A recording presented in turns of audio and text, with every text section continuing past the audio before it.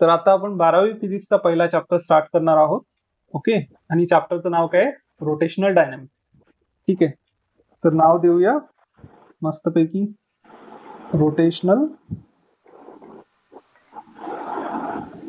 Dynamics. तर dynamics म्हणजे काय, कोणी सांगू शकतं का? Sir, dynamics is related to something in motion. Dynamics is related to something in motion. आणखी specific Study of motion. Study of motion. ठीक आहे, ओके. आणखी काही कोणाचं वेगळं Its उत्तर cause. यापेक्षा? It's cause.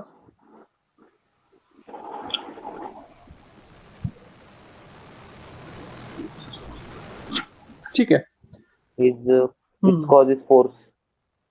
अच्छा, ठीक आहे. बोल Rutuja. Dynamics is all information of motion. Dynamics is all हा ठीक आहे, बरोबर आहे. Dynamics is all information of motion. वेगळ्या शब्दांमध्ये तू सांगितलंस, पण बरोबर आहे. ओके, तर आता फिजिक्समध्ये एक ब्रांच असते, त्या ब्रांचला आपण मेकॅनिक्स म्हणतो. आणि मेकॅनिक्स मध्ये आपण काय करतो, तर मोशनचा अभ्यास करतो. ओके, मेकॅनिक्स मध्ये काय करतो आपण? Mechanics is study of motion. आणि ह्या मेकॅनिक्सला आपण दोन पार्ट्स मध्ये डिवाइड करू शकतो. तर एका पार्टला म्हणतात स्टॅटिक आणि दुसऱ्या पार्टला म्हणतात डायनॅमिक्स. ठीक आहे, तर स्टॅटिक काय आहे आणि डायनॅमिक्स काय आहे? स्टॅटिक म्हणजे काय, तर study of motion without thinking about causes of motion. म्हणजे आपण इथे फक्त मोशनचा अभ्यास करतो, पण मोशनचं कॉज काय आहे? कॉज काय असतं? फोर्स. ठीक आहे, तर फोर्सचा आपण Energy. ठीक आहे, तर फोर्सचा आपण Power. इथे विचार करत नाही. नाही, मोशनचं कॉज काय असतं? फोर्स. ठीक आहे, आणि हे लिनियर मोशनचं कॉज असतं फोर्स, रोटेशनल मोशनचं कॉज असतं टॉर्क. ओके, तर त्यांचा आपण इथे विचार करत नाही. आणि टॉर्क पण काय असतो? एक position vector multiplied by vector product of position vector and force. ठीक आहे, म्हणजे कॉज काय आहे, तर फोर्स आहे. ठीक आहे, तर स्टॅटिक्स काय आहे? It is study of motion only without its causes, without thinking about causes of motion. आणि डायनॅमिक्स मध्ये आपण काय करतो, तर डायनॅमिक्स मध्ये आपण मोशनचा पण अभ्यास करतो आणि मोशनचं जे कॉज आहे त्याचा पण अभ्यास करतो. Okay, so it is study of motion and it's causes. ठीक आहे, स्टॅटिक्स मध्ये आपण काय करतो, it is study of motion only, पण कॉजचा मात्र आपण इथे अभ्यास करत नाही. तर स्टॅटिक्स मध्ये आपण कशाचा अभ्यास करतो मग? Electrostatic. नाही, मोशनच्या स्टॅटिक्स. इलेक्ट्रोस्टॅटिक्स. Charges. अरे ठीक आहे, थांबा. तर म्हणजे स्टॅटिक्स इलेक्ट्रोस्टॅटिक्स आणि डायनॅमिक्स मध्ये करंट इलेक्ट्रिसिटी असं. ठीक आहे, पण ते चार्जेसच्या मोशन बद्दल झालं. ओके, इथे सध्या आपण पार्टिकल्स बद्दल फक्त डिस्कस करत आहोत. म्हणजे आपल्याला ज्या बॉडीज वगैरे दिसतात त्यांच्याबद्दल आपण इथे डिस्कस करत आहोत. ओके, तर स्टॅटिक्स मध्ये आपण काय करतो, की सपोज मी आहे, ओके, इथे बसलेलो आहे. ठीक आहे, त्यानंतर मी इथून उठून कुठेतरी जातो. ओके, किंवा दुसरी एखादी गोष्ट तुम्ही घेऊ शकता, एखादा बॉल आहे सपोज, त्याचं मोशन तुम्ही कन्सिडर करताय. तर तिथे काय पाहणार तुम्ही? त्यात डिस्टन्स पाहणार, डिस्प्लेसमेंट पाहणार, स्पीड, व्हेलॉसिटी, या सगळ्या गोष्टींचा अभ्यास करणार, ऍक्सेलरेशनचा अभ्यास करणार. पण त्याच्यावर काय फोर्स ऍक्ट होतोय वगैरे त्याचा मात्र तुम्ही अभ्यास करणार नाही स्टॅटिक्स मध्ये. त्याचा विचारच करणार नाही, कशामुळे होतंय याचा विचार करणार नाही. ओके, तर स्टॅटिक्स मध्ये आपण कशाचा अभ्यास करतो? Distance, Displacement. displacement. So we study distance, displacement, acceleration, velocity, velocity, speed, acceleration, acceleration. acceleration, ठीक आहे, इट इज इन स्टॅटिक्स. आणि डायनॅमिक्स मध्ये आपण काय करतो, तर या सगळ्या गोष्टींचा तर आपण अभ्यास करतोच. ठीक आहे, पण त्यासोबत काय फोर्सेस, टॉर्क, त्यानंतर फोर्समुळे काय होतं, वर्क पण होतं, त्याचा पण आपण अभ्यास करतो. त्यानंतर पॉवर किती लागतो त्याचा पण आपण अभ्यास करतो. तर या क्वांटिटीचा आपण Energy. अभ्यास करतो आणि सोबतच या इतर क्वांटिटी ज्या आहेत, म्हणजे so we study all of this. ठीक आहे, ऑल थिंग्स फ्रॉम स्टॅटिक्स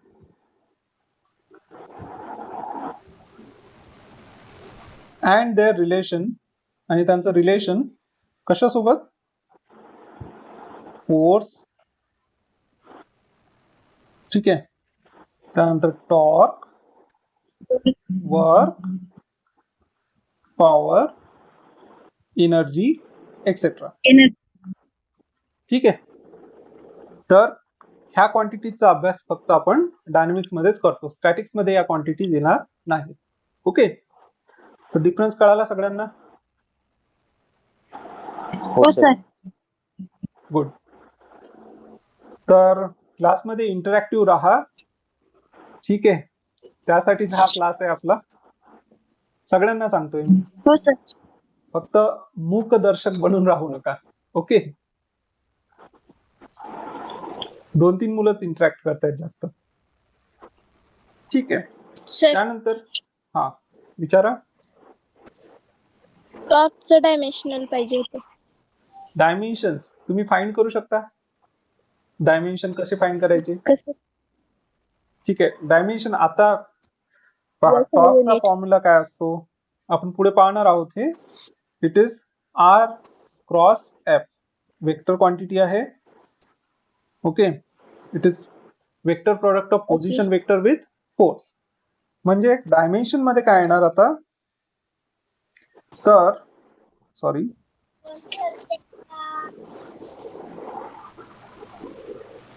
इथे डिस्प्लेसमेंट होत आहे स्क्रीनचं. तर डायमेन्शन्स कसे फाइंड करणार तुम्ही, so it is equal to dimensions of r multiplied by dimensions of force. आता काही क्वांटिटीचे डायमेन्शन्स तुम्हाला माहिती असायला पाहिजे. तर r काय आहे, डिस्टन्स किंवा लेंथ, तर त्याचं डायमेन्शन काय आहे, L1. ठीक आहे, कुठेतरी बॅकग्राऊंड नॉईज येतोय, माईक बंद करा. तुम्ही बोलता तेव्हाच माईक फक्त वापरा. ठीक आहे, आणि फोर्सचं काय असतं, L1 M1 T⁻². तर यांचं मल्टिप्लिकेशन करा. L⁻² काय येते, L⁻² काय येते, Two. ते 1 + 1 Two. 2. ठीक आहे सर, तर काय येणार, L2 M. L2 M1 T⁻². तर अशा प्रकारे तुम्ही डायमेन्शन्स फाइंड आउट करू शकता. ओके, तर रोटेशनल डायनेमिक्स मध्ये आपण कशाचा अभ्यास करणार आहोत मग, रोटेशनल मोशनचं जे डायनेमिक्स आहे त्याचा अभ्यास करणार. ठीक आहे, म्हणजे रोटेशनल मोशन मध्ये टॉर्क येतो, वर्क येतं. ठीक आहे, या गोष्टींचा आपण अभ्यास करणार आहोत. आता रोटेशनल मोशन जे आहे ते सर्क्युलर मोशनशी कनेक्टेड आहे. म्हणजे कसं ते पाहूयात. तर सपोज एखादी बॉडी आहे, आवाज काय आवाज नाही येते, येतोय सर. ओके. तर सपोज एखादी बॉडी रोटेशनल मोशन परफॉर्म करत आहे, म्हणजे अर्थचं एक्झाम्पल घेऊयात आपण.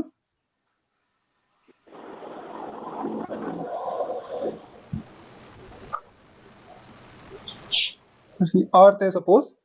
तर आपल्याला माहिती आहे की अर्थ जी आहे ती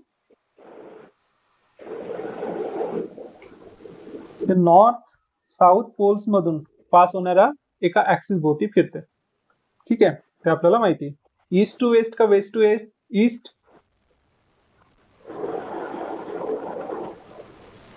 पूर्वेकडून पश्चिमेकडे की पश्चिमेकडून पूर्वेकडे,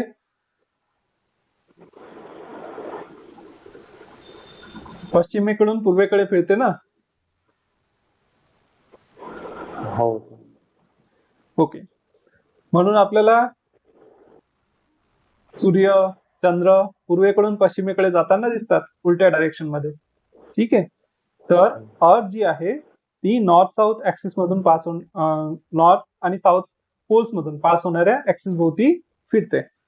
तर आता अर्थ जेव्हा फिरते ते अर्थचं जे मोशन आहे हे रोटेशनल मोशन. ठीक आहे. कारण अर्थ एका ऍक्सिस भोवती अशी रोटेट करत आहे आणि अर्थवर जेवढे काही पार्टिकल्स असतील किंवा अर्थवर कुठलेही पॉइंट तुम्ही घ्या. हा पॉइंट जर मी घेतला सपोज, तर जेव्हा अर्थ अशी फिरेल रोटेट करणार तेव्हा हा पॉइंट जो आहे तो या सर्कलमध्ये फिरणार. इथे जर तुम्ही पॉइंट घेतला, हा पॉइंट या सर्कलमध्ये फिरणार. आणखी कुठे तुम्ही पॉइंट घ्याल, ठीक आहे, इथे जर तुम्ही पॉइंट घेतला तर हा पॉइंट या सर्कलमध्ये फिरणार.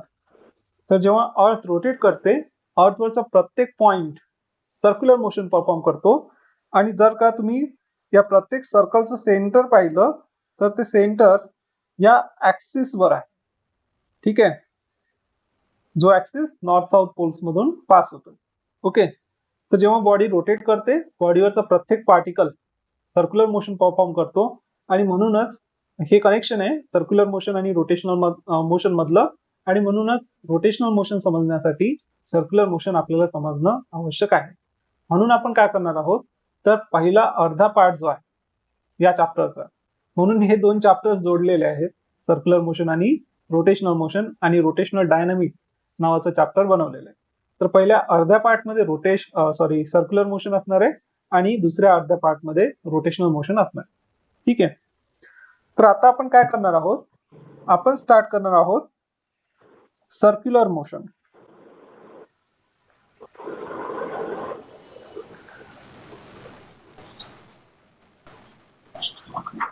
ओके. तर एक सर्कल कन्सिडर करूया. हे सर्कल मी कन्सिडर केलं आणि सपोज कुठली तरी एक बॉडी आहे ती या सर्कलच्या सर्कम्फरन्सवर फिरत आहे. तर सर्क्युलर मोशन काय असतं, motion of a body or a particle along circumference of a circle. ठीक आहे. डेफिनेशन माहिती लिहायची आवश्यकता आहे. हो सर, नोट्स मध्ये लागेल. अरे यात काय, circular motion is motion of an object of a particle object along along the circumference of the circle. circumference of the circle.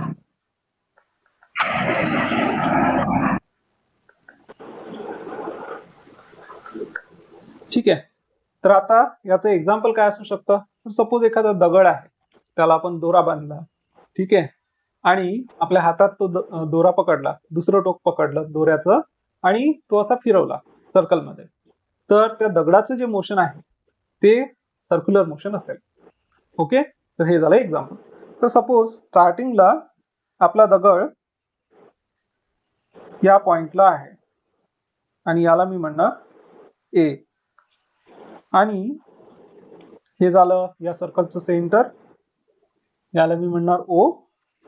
आणि काही वेळामध्ये काय होतंय की हा दगड जो आहे या ए वरून दुसऱ्या कुठल्या तरी पॉइंटवर जातो. हा जातो सपोज या पॉइंटवर, याला मी म्हणणार बी. ठीक आहे. तर आता हा दगड जेव्हा या सर्कलवर फिरतो तेव्हा त्याची पोझिशन दाखवण्यासाठी आपण एका वेक्टरचा वापर करतो, त्याला म्हणतात पोझिशन वेक्टर. तर इथे पोझिशन वेक्टर कसा ड्रॉ करतात, तर आपण काय करतो, सर्कलचं जे सेंटर आहे ते त्या पार्टिकलच्या पोझिशन पर्यंत, पार्टिकल किंवा ऑब्जेक्ट त्याच्या पोझिशन पर्यंत एक वेक्टर आपण ड्रॉ करतो. ठीक आहे. आणि याला आपण काय म्हणणार, पोझिशन वेक्टर. ठीक आहे. तर स्टार्टिंगला पोझिशन वेक्टर काय आहे, ओ ए, आणि काही वेळानंतर तो काय होतो, ओ बी. ओके. ठीक आहे. तर आता हा पोझिशन वेक्टर जो आहे त्याची डायरेक्शन काय, from centre of circle to position of particle. आणि याला रेडियस वेक्टर पण म्हणतात, कारण तो रेडियस वर आपण ड्रॉ करतोय, है ना. ठीक आहे. तर आता जेव्हा हा पार्टिकल मूव्ह करतो सर्कलवर, तेव्हा काय होतं की हा पोझिशन वेक्टर जो आहे, हा पोझिशन वेक्टर काही अँगलने रोटेट करत है ना. आणि या अँगलला आपण काय म्हणतो, या अँगलला आपण म्हणतो अँग्युलर डिस्प्लेसमेंट. ओके. तर अँगलची जेवढी व्हॅल्यू असेल त्याला आपण म्हणणार मॅग्निट्यूड ऑफ अँग्युलर डिस्प्लेसमेंट. आणि मी डिस्प्लेसमेंट म्हणतोय म्हणजे ही स्केलर क्वांटिटी नसणार आहे, ही वेक्टर क्वांटिटी असेल. ठीक आहे. आपण डिस्टन्स आणि डिस्प्लेसमेंट यांच्यामधलं डिफरन्स पाहिलं होतं. डिस्टन्स स्केलर असतो, डिस्प्लेसमेंट वेक्टर असते. तर अँग्युलर डिस्प्लेसमेंट म्हणतोय मी, तर ही पण एक वेक्टर क्वांटिटी असणार आहे. ओके. तर अँग्युलर डिस्प्लेसमेंट काय आहे सांगा, मी आता सांगितलं. ठीक आहे.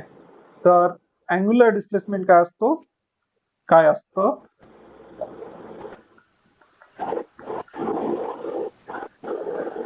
इट इज अँगल ट्रेस्ड म्हणू शकता, सबटेंडेड म्हणू शकता, स्वेप्ट म्हणू शकता.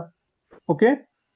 अँगल थ्रू विच, मी सोप्या भाषेत लिहितो, ज्या अँगलने रेडियस वेक्टर मूव्ह होतो.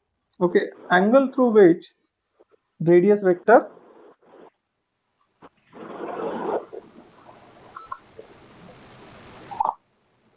rotates when particle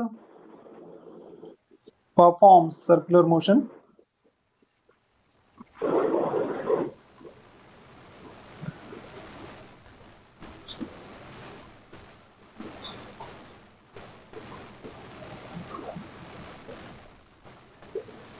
it's called angular displacement.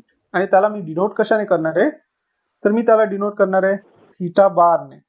आणि थीटा बार का, कारण ती एक वेक्टर क्वांटिटी आहे. ओके. तर आता वेक्टर आहे तर त्याचं मॅग्निट्यूड तर काय झालं, ह्या अँगलचं जेवढं मॅग्निट्यूड असेल, ह्या अँगलचं जे मॅग्निट्यूड असेल ते झालं या वेक्टरचं मॅग्निट्यूड. ओके. आणि डायरेक्शन काय असेल, कारण वेक्टर आहे तर डायरेक्शन पण असायला पाहिजे. डायरेक्शन काय असणार आहे, तर त्यासाठी आपण एक रूल वापरतो, त्याला आपण म्हणतो right hand thumb rule. Okay. त्या रूलला आपण काय म्हणतो, राईट हँड थंब रूल. आणि राईट हँड थंब रूल काय सांगतो की take your right hand, curl the fingers of your right hand in direction of motion of particle and stretch your thumb. ठीक आहे. तुमचा उजवा हात घ्या, ज्या डायरेक्शन मध्ये हा पार्टिकल किंवा ऑब्जेक्ट त्या सर्कलवर मूव्ह करत आहे त्या डायरेक्शन मध्ये काय करा, तुमचे फिंगर जे आहेत त्यांना कर्ल करा, मूव्ह करा असे, आणि थंब जो आहे त्याला स्ट्रेच करा. ओके. आता जर तुम्ही तुमच्या मोबाईल मध्ये पाहत असाल तर पार्टिकल मूव्ह होतोय अँटी क्लॉकवाईज, आणि त्यानंतर तुमचे फिंगर्स पण मूव्ह होतील अँटी क्लॉकवाईज, आणि थंब तुम्ही स्ट्रेच कराल तर थंब स्ट्रेच केल्यानंतर तुम्हाला कुठली डायरेक्शन मिळायला पाहिजे, अपवर्ड्स डायरेक्शन, मोबाईल खाली असला तर. ठीक आहे. सगळे करून पहा, मिळते का? हो सर. मिळत आहे. हो सर. ओके. हो. गुड. कोणाकोणाला मिळाली. तर कारण हा अँग्युलर डिस्प्लेसमेंट जो आहे त्याची डायरेक्शन काय असते, अलॉंग ऍक्सिस, म्हणून त्याला आपण ऍक्सियल वेक्टर पण म्हणतो. आणि इथे कोणीतरी कमेंट पण केलेली आहे मला वाटतं.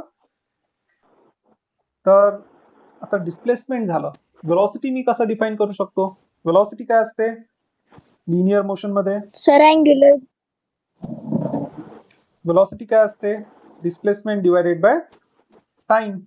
आणि वेलॉसिटी पण वेक्टर क्वांटिटी असते. ठीक आहे. तर आता मला अँग्युलर वेलॉसिटी डिफाइन करायची आहे. Angular displacement upon time. हा, simple. Angular displacement divided by time. मी ANG लिहितो शॉर्ट मध्ये, angular displacement divided by time. Okay. आणि अँग्युलर वेलॉसिटीला या लेटरने आपण डिनोट करतो omega.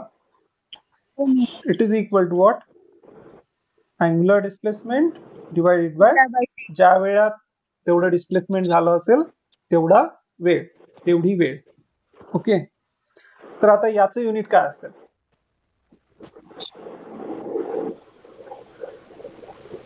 Radian per second. Radian per second असायला पाहिजे,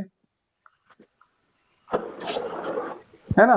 कारण अँग्युलर डिस्प्लेसमेंटचं युनिट काय आहे? रेडियन. आणि टाइमचं युनिट रेडियन काय आहे? सेकंड. Sorry, second. याचा याचा युनिट काय असायला पाहिजे? Angular व्हेलॉसिटीचं radian per second. Radian per second. ठीक आहे. आणि हे जे अँग्युलर व्हेलॉसिटीचा हा जो फॉर्म्युला मी लिहिला, ही आहे ऍव्हरेज अँग्युलर व्हेलॉसिटी. ओके. आणि आपण कालच डेरिव्हेटिव्ह बद्दल डिस्कस केलं.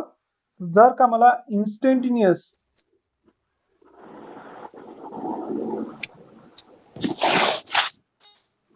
अँग्युलर व्हेलॉसिटी फाइंड करायची असेल तर त्याचा फॉर्म्युला काय येणार? आपण काय करतो, जसं इन्स्टंटेनियस व्हेलॉसिटी काय लिमिट असते? ऑफ इन्स्टंटेनियस व्हेलॉसिटी काय डेल्टा असते? T. Derivative of position with respect to time. Okay. तर इथे काय येणार? Derivative of angular displacement with respect to time. तिथे पोझिशन चेंज होते, इथे अँगल चेंज होतो. ठीक आहे. तर त्यानंतर पुढे जाऊया. तर डिस्प्लेसमेंट झालं, व्हेलॉसिटी झाली. त्यानंतर मी डिफाइन करणार आहे ऍक्सेलरेशन. ओके. आणि ऍक्सेलरेशन काय असतं? ते change in velocity, Rate of change of change in velocity divided by time. ठीक आहे. तर suppose initial velocity is v1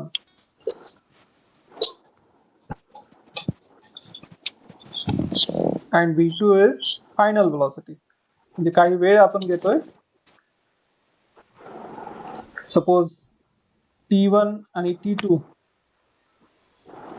t1 ला व्हेलॉसिटी आहे v1 आणि t2 ला व्हेलॉसिटी आहे सपोज v2. ओके. तर ऍक्सेलरेशन काय असेल?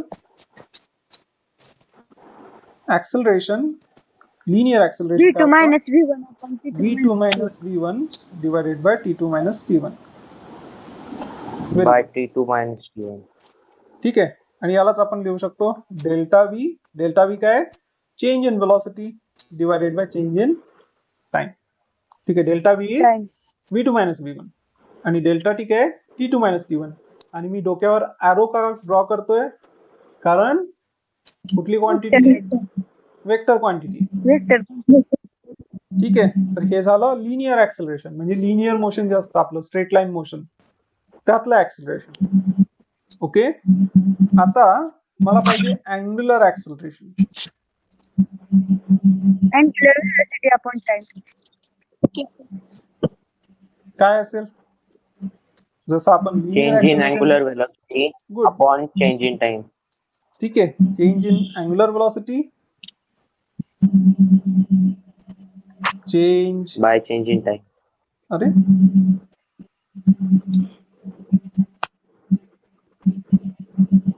काय होतंय मध्ये मध्ये? Change in angular velocity omega bar divided by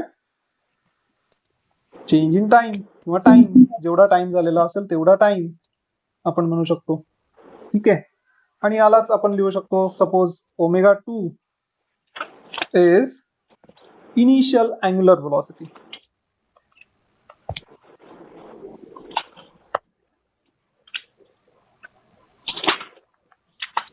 omega 1 is suppose, अरे उलट झालं का?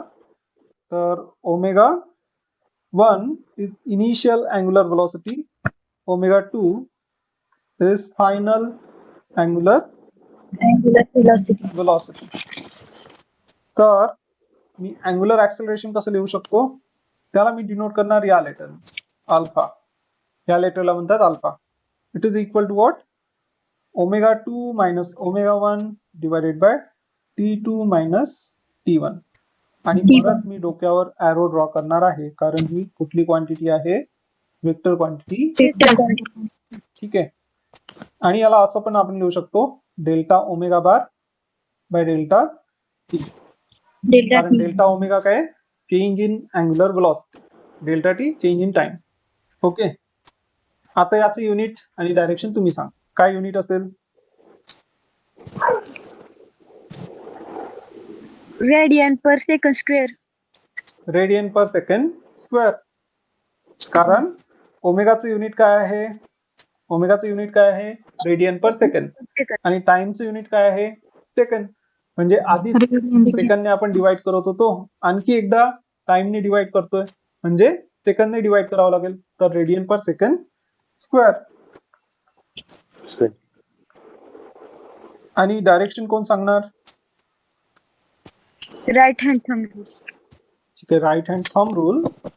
पण इथे आता प्रॉब्लेम असा आहे की स्पीड कधी वाढू पण शकतो आणि कमी पण होऊ शकतो. अँग्युलर व्हेलॉसिटी वाढू पण शकते आणि कमी पण होऊ शकते. ठीक आहे. तर जर का अँग्युलर व्हेलॉसिटी Variable. वाढत असेल तर पहा मी काय म्हणतोय की if angular velocity increases, okay, so omega 2 will be greater than omega 1. है ना. जर वाढत असेल तर फायनल अँग्युलर व्हेलॉसिटी जास्त असणार, इनिशियल कमी असणार. म्हणून काय असणार आहे की डेल्टा ओमेगा जो आहे विल बी पॉझिटिव्ह. ठीक आहे. आणि म्हणूनच काय असणार आहे की अँग्युलर ऍक्सेलरेशन जे आहे ते कुठल्या डायरेक्शनला असणार, same direction as that of angular velocity. Okay. Delta omega positive येईल म्हणजे अँग्युलर ऍक्सेलरेशन पण पॉझिटिव्ह येणार. ओके. आणि म्हणून अँग्युलर ऍक्सेलरेशन आणि ओमेगाची डायरेक्शन काय येईल सेम येईल. पण जर का इफ ओमेगा डिक्रीजेस, जर का कमी होत असेल तर काय होणार, ओमेगा 2 Is कमी less असणार than आहे, omega 1. will be less than omega 1.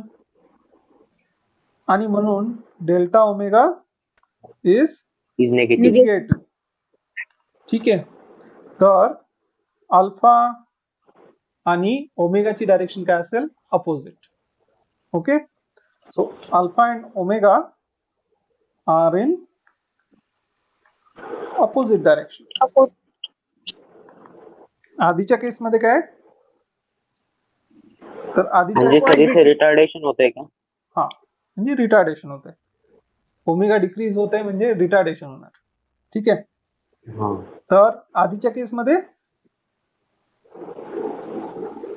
Alpha and omega are In same in same direction. ठीक आहे. समजलं सगळ्यांना. तर सर्क्युलर मोशन मध्ये नेहमीच एक ऍक्सेलरेशन असणार आहे. ठीक आहे, त्याबद्दल आपण डिस्कस करूया. तर सर्क्युलर मोशन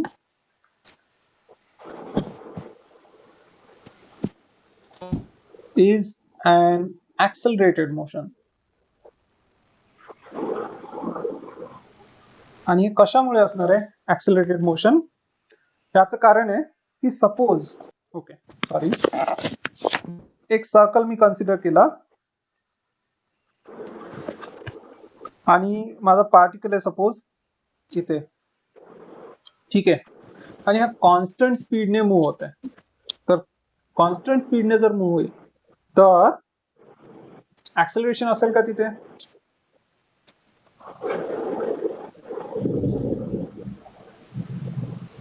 हो सर. तुम्हाला काय वाटतं, हा पार्टिकल आहे माझा, हा काय करतोय कॉन्स्टंट स्पीडने मूव्ह होतोय. तर याचा स्पीड काय आहे सपोज 5 मीटर्स पर सेकंड. इथे आहे तेव्हा पण त्याचा स्पीड आहे 5 मीटर्स पर सेकंड. इथे गेल्यानंतर पण त्याचा स्पीड काय आहे 5 मीटर्स पर सेकंड. इथे गेल्यानंतर पण स्पीड आहे त्याचा 5 मीटर्स पर सेकंड. आणि तो इथे आला तेव्हा पण त्याचा स्पीड काय आहे 5 मीटर पर सेकंड. आता सर्क्युलर मोशन जेव्हा कुठली बॉडी परफॉर्म करते तेव्हा काय होतं की सपोज आपण दगड एक घेतला, तो दोऱ्याला बांधला आणि तो असा फिरवला, तर काय होतं की तो दगड जो आहे सर्क्युलर मोशन परफॉर्म करतो. तुम्ही इथे जर सोडला तर या डायरेक्शनला मूव्ह होणार, इथे जर सोडला या डायरेक्शनला मूव्ह होणार. ठीक आहे, या डायरेक्शनला जाईल. इथे जर सोडला या डायरेक्शनला जाईल आणि मागे जर सोडला तर या डायरेक्शनला मूव्ह होणार. तर प्रत्येक वेळी काय होतं की जर तुम्ही त्या दोऱ्याला सोडलं तर कुठल्या डायरेक्शन मध्ये तो दगड मूव्ह होणार? टँजेन्शियल डायरेक्शन मध्ये. ओके, तर वेलॉसिटी जी आहे इट्स अलॉंग टँजेंट. वेलॉसिटीची डायरेक्शन प्रत्येक पॉइंटला वेगळी असते. या पॉइंटला इथे टँजेंट असेल, या पॉइंटला इथे टँजेंट आहे, या पॉइंटला इथे टँजेंट आहे. ठीक आहे, आणि या पॉइंटला इथे टँजेंट आहे. तर आता मी इथे काय ड्रॉ केलेलं आहे? तर या पार्टिकलची वेलॉसिटी ड्रॉ केलेली. वेलॉसिटी ऍट या पॉइंटला आपण म्हणूयात ए, या पॉइंटला म्हणूया बी. तर हा झाला व्ही बी बार, हा झाला व्ही सी बार. ओके, हा पॉइंट आहे सपोज सी आणि हा पॉइंट आहे डी. तर हा झाला व्ही डी बार. तर प्रत्येक पॉइंटला काय होतंय की वेलॉसिटीचं मॅग्निट्यूड तर सेम आहे, म्हणजे या एरोची लेंथ जी आहे लेंथ तर सेम आहे, पण काय चेंज होत आहे? तर डायरेक्शन चेंज होत आहे. ठीक आहे, आणि डायरेक्शन चेंज होत असल्यामुळे काय होतंय की तिथे ऍक्सेलरेशन असणार. ही वेलॉसिटी आणि ही वेलॉसिटी तुम्ही सेम नाही म्हणू शकत, कारण वेलॉसिटी काय vector quantity.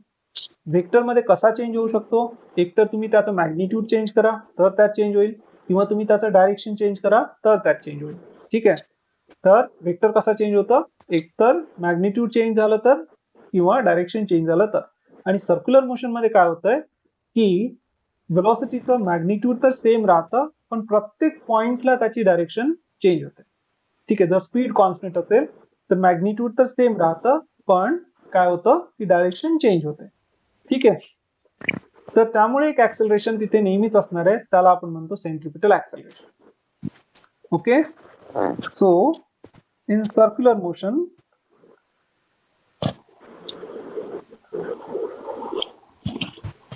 there is always change in direction of but velocity. constant speed.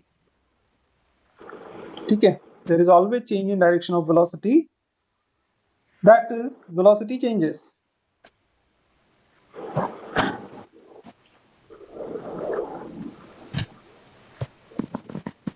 It keeps on changing. Okay, and therefore it is accelerated motion. Sir tangential path मध्ये change होते ना? Tangential path मध्ये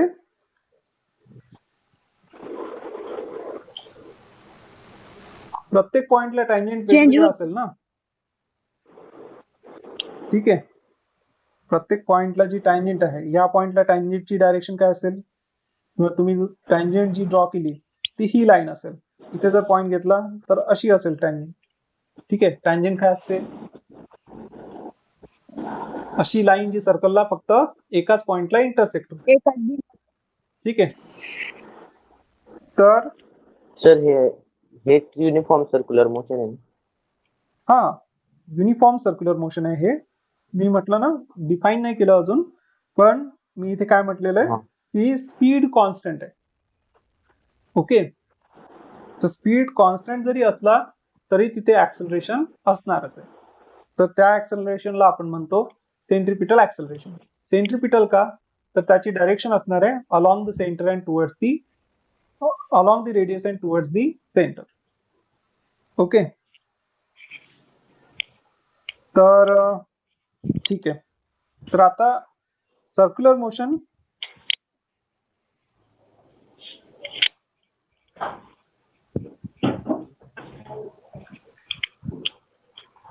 दोन types आपण म्हणू शकतो की एकामध्ये स्पीड इज कॉन्स्टंट, त्याला म्हणतो आपण युनिफॉर्म सर्क्युलर मोशन.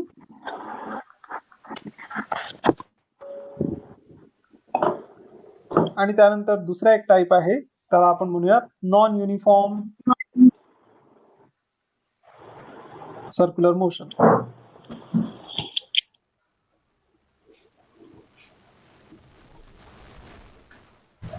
तर युनिफॉर्म सर्क्युलर मोशन मध्ये काय असतं की स्पीड इज कॉन्स्टंट ठीक आहे. तर तिथे ऍक्सेलरेशन तरी असतं. कशामुळे असतं? Because of change in direction of velocity. Okay. आणि नॉन युनिफॉर्म सर्क्युलर मोशन मध्ये काय असतं की speed is not constant. Change. ठीक आहे. Speed changes.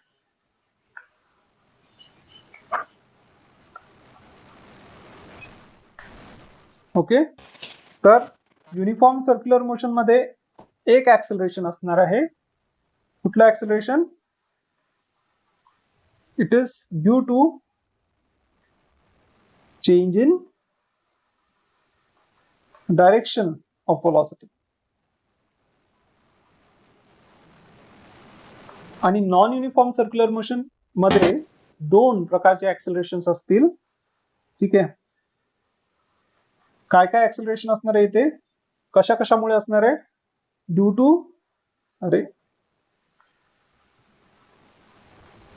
To change in direction of velocity. Okay. वेलॉसिटीची डायरेक्शन तर सर्क्युलर मोशन मध्ये चेंज होणारच. पण नॉन युनिफॉर्म सर्क्युलर मोशन मध्ये आणखी काय चेंज होतं? मॅग्निट्यूड पण बदलतं. ठीक आहे. स्पीड पण चेंज होतो. म्हणून त्याला आपण काय म्हणतो? Non uniform circular motion. तर तिथे due to change in direction of velocity and also due to change in magnitude. Okay. समजलं सगळ्यांना हे? ठीक आहे. हो सर. हो सर. गुड. तर यानंतर आपण पुढचा काही पार्ट जो आहे तो युनिफॉर्म सर्क्युलर मोशन बद्दल डिस्कस करणार आहोत. ठीक आहे. कशाबद्दल डिस्कस करणार आहोत आपण? युनिफॉर्म सर्क्युलर मोशन बद्दल आपण डिस्कस करणार आहोत आणि नंतर आपण नॉन युनिफॉर्म सर्क्युलर मोशन कडे वळणार आहोत. ठीक आहे. तर आता युनिफॉर्म सर्क्युलर मोशन मध्ये काय कॉन्स्टंट असतं? ऑब्जेक्टचा स्पीड कॉन्स्टंट. स्पीड कॉन्स्टंट असतो. ठीक आहे. तर परत काही डेफिनिशन्स आपण पाहूयात. तर परत एक सर्कल मला ड्रॉ करावं लागेल आणि आपलं पार्टिकल आहे सपोज इथे. पार्टिकल किंवा ऑब्जेक्ट इथे आहे. त्याला आपण म्हणूया ए आणि हा झाला त्याचा पोझिशन वेक्टर. ठीक आहे. सेंटर ऑफ सर्कल इज ओ. हा झाला पोझिशन वेक्टर. त्याला आपण म्हणूया आर. ओके. तर आता suppose in time capital T हा पार्टिकल जो आहे इट कम्प्लीट्स 1 रिव्हॉल्युशन. ठीक आहे. तर याला आपण म्हणतो, या टाइमला आपण म्हणणार टाइम पिरियड. तर टी ला काय म्हणतो आपण? टाइम पिरियड म्हणतो. आणि याची डेफिनेशन काय आहे? सो टाइम पिरियड डेफिनेशन लिहायची मला. It is time in which particle performing circular motion. पण कुठला सर्क्युलर मोशन आहे? Uniform circular motion. ठीक आहे. आणि त्यालाच आपण काय लिहू शकतो? UCM शॉर्ट मध्ये. Particle performing uniform circular motion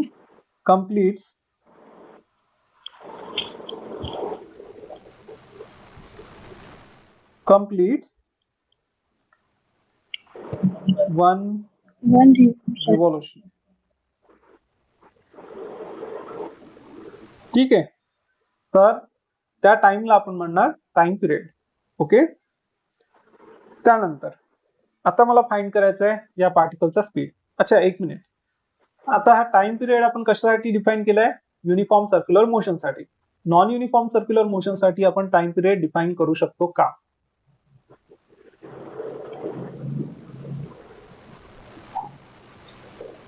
yes और नो?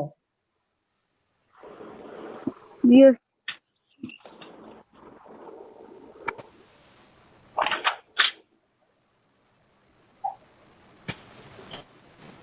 अरे नाही करू शकत. कसा करणार तुम्ही? युनिफॉर्म सर्क्युलर मोशन मध्ये काय असतं? स्पीड कॉन्स्टंट आहे. म्हणजे प्रत्येक वेळी काय होणार? हे मोशन जे आहे ते पिरियॉडिक मोशन आहे. म्हणून आपण पिरियड डिफाईन करतो. ओके, पिरियॉडिक मोशन म्हणजे काय? तर हा पार्टिकल जो आहे किंवा ऑब्जेक्ट जो आहे तो सारख्याच वेळेमध्ये रिव्हॉल्युशन कंप्लीट करेल. पहिली रिव्हॉल्युशन करायला त्याला जेवढा वेळ लागेल तेवढाच दुसरी रिव्हॉल्युशन कंप्लीट करायला लागेल, तेवढाच तिसरी रिव्हॉल्युशन कंप्लीट करायला लागेल. म्हणून आपण डिफाईन करू शकतो टाइम पिरियड. नॉन युनिफॉर्म मध्ये काय आहे? स्पीड कॉन्स्टंट नाही नाहीये करू ना. शकत sir. हा, म्हणून आपण टाइम पिरियड डिफाईन नाही करू शकत. प्रत्येक वेळी वेगवेगळा टाइम लागेल त्याला पार्टिकलला, कारण स्पीडच बदलतोय. ठीक आहे, तर सारख्या Speed वेळेत तो variable आहे रिव्हॉल्युशन सारख्या वेळेत तो रिव्हॉल्युशन कंप्लीट करू शकणार नाही, करणार नाही. नाही. ओके, तर टाइम पिरियड आपण फक्त पिरियॉडिक मोशनला डिफाईन करू शकतो. पिरियॉडिक मोशन म्हणजे काय? जे मोशन कॉन्स्टंट इंटरवल मध्ये रिपीट होतं. ठीक आहे, आता इथे युनिफॉर्म सर्क्युलर मोशन मध्ये प्रत्येक वेळी तेवढाच टाइम लागणार. ठीक आहे, क्लिअर? हो सर. ओके, हो सर. त्यानंतर ओके, त्यानंतर मला फाइंड करायचं आहे या पार्टिकलचा स्पीड. काय फाइंड करायचंय? स्पीड. तर स्पीड काय असतो? Distance upon time. Distance upon time. तर आता एका रिव्हॉल्युशन साठी किती टाइम लागतो त्याला आपण काय कशाने डिनोट करतोय? Capital T. ठीक आहे, तर एका रिव्हॉल्युशन period. मध्ये किती डिस्टन्स कव्हर करतो तो particle? 2 pi R. 2 pi R. ठीक आहे, किती डिस्टन्सने मूव्ह होणार? Equal to circumference. इथून मोशन स्टार्ट करतो आणि परत इथेच येतो ना, तर डिस्टन्स किती कव्हर करतो? Equal to 2 circumference. पाय. ठीक आहे, so v equals to circumference upon time period. त्याला शॉर्ट मध्ये पिरियड पण म्हणतात. Okay, so it is 2 pi R divided by capital T. Time. Okay, okay. त्यानंतर आता आणखी एक टर्म आहे, तर ती टर्म आहे फ्रिक्वेन्सी. आणि फ्रिक्वेन्सीला आपण डिनोट करणार आहोत, एन अक्षर. चालेल एन ने पण करू शकतो. आता तू एन म्हटलास तर मी एफ ने डिनोट करणार. चालेल का? एन आहे ना. काय? हो. N Sir. Small N. Small N ने पण करू शकता, एफ ने पण करू शकता. वेगवेगळे लेटर्स वापरू शकतो ना आपण. सर बोर्ड्स मध्ये आणि कॉम्पिटेटिव्ह एक्झाम मधले साइन डिफरन्स आहे ना? अरे आपल्याला मिनिंग कळायला पाहिजे, आपण त्याला कशाने डिनोट करतोय याच्याशी काही घेणं देणं नाहीये ऍक्च्युली. ठीक आहे, पण जनरल कॉन्सेन्सस असला. फ्रिक्वेन्सी मध्ये काय आहे की तुम्ही एफ ने डिनोट करू शकता, कोणी दुसरं लेटर वापरतं, एन वापरतं, स्मॉल एन, किंवा कोणी हे लेटर पण वापरतं न्यू, आणि हे पण आपण पाहणार आहोत. न्यू पण वापरतो. न्यू न्यू हा सर, जनरली न्यू मी म्हणतात. ठीक आहे, ओके. हा. तर मी आता ते टचचा खूप प्रॉब्लेम होतोय आज, चला खूप पुढे गेला. ठीक आहे, तर मी स्मॉल एन ने डिनोट करतो. ओके, एफ ने पण करू शकता. ठीक आहे, पण फ्रिक्वेन्सी काय असते? It is number of revolutions perform by particle in 1 second. ठीक आहे, पर युनिट टाइम आपण म्हणू शकतो. फ्रिक्वेन्सी काय असते? Number of Revolution per second. Perform by Per particle second. Per second.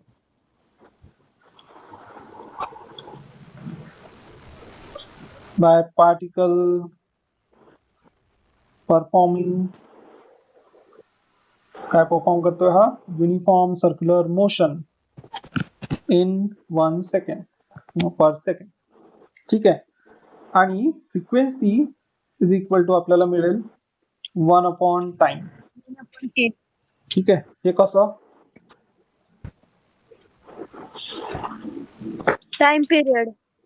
Time हा, period. Frequency is reciprocal of time period. ठीक आहे, त्याचं युनिट काय येणार आहे? Per second. हा, युनिट हर्ट्ज पण येतं, 1 हर्ट्ज. अपॉन सेकंड किंवा त्यालाच आपण हर्ट्स पण लिहितो. ठीक आहे. तर आता n equals to 1 upon T हे समजलेलं आहे का तुम्हाला? हो हो सर. सर. हो सर. हो कसा सर. येतो हा फॉर्म्युला? काय यायला पाहिजे असं?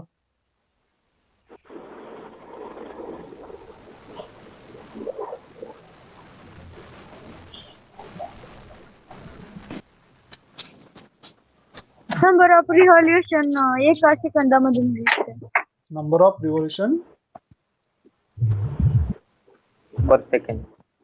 Per second. 11th मध्ये होतं प्रूफ असं म्हणतोय गौरव, म्हणतोय असं नाही, शिवराज म्हणतोय आता. ठीक आहे. पहा काय आहे की सपोज एक पार्टिकल आहे, ओके, आणि तो युनिफॉर्म सर्क्युलर मोशन परफॉर्म करत आहे आणि त्याला एक रिव्हॉल्युशन परफॉर्म करायला टाइम लागतो टी. ठीक आहे. त्यानंतर आता हा सपोज दुसरी रिव्हॉल्युशन परफॉर्म करतो तेव्हा परत टाइम काय लागणार? टी. तिसरी रिव्हॉल्युशन परफॉर्म करतो, परत टाइम काय लागणार? टी. ठीक आहे. तर आता सपोज एका सेकंदामध्ये हा पार्टिकल जो आहे हा किती रिव्हॉल्युशन्स परफॉर्म करतोय? हा सपोज एवढ्या रिव्हॉल्युशन्स परफॉर्म करतोय, याला मी लिहिणार एन. किती रिव्हॉल्युशन्स परफॉर्म करतोय? N revolution. N. ठीक आहे. आणि टाइम किती लागणार आहे त्याला तेवढ्या रिव्हॉल्युशन्स परफॉर्म करण्यासाठी? जो टाइम आहे प्रत्येक रिव्हॉल्युशनला काय लागतो? N times capital T. ठीक आहे. तर टाइम ला मी म्हणणार, डिनोट करणार टी ने, आणि T is equal to what? प्रत्येक रिव्हॉल्युशनला किती टाइम लागतोय? Capital T. तर कारण एन रिव्हॉल्युशन परफॉर्म करतोय एका सेकंदामध्ये, म्हणून टाइम किती लागेल? N times T. ठीक आहे. आणि आपली डेफिनेशन काय आहे फ्रिक्वेन्सीची?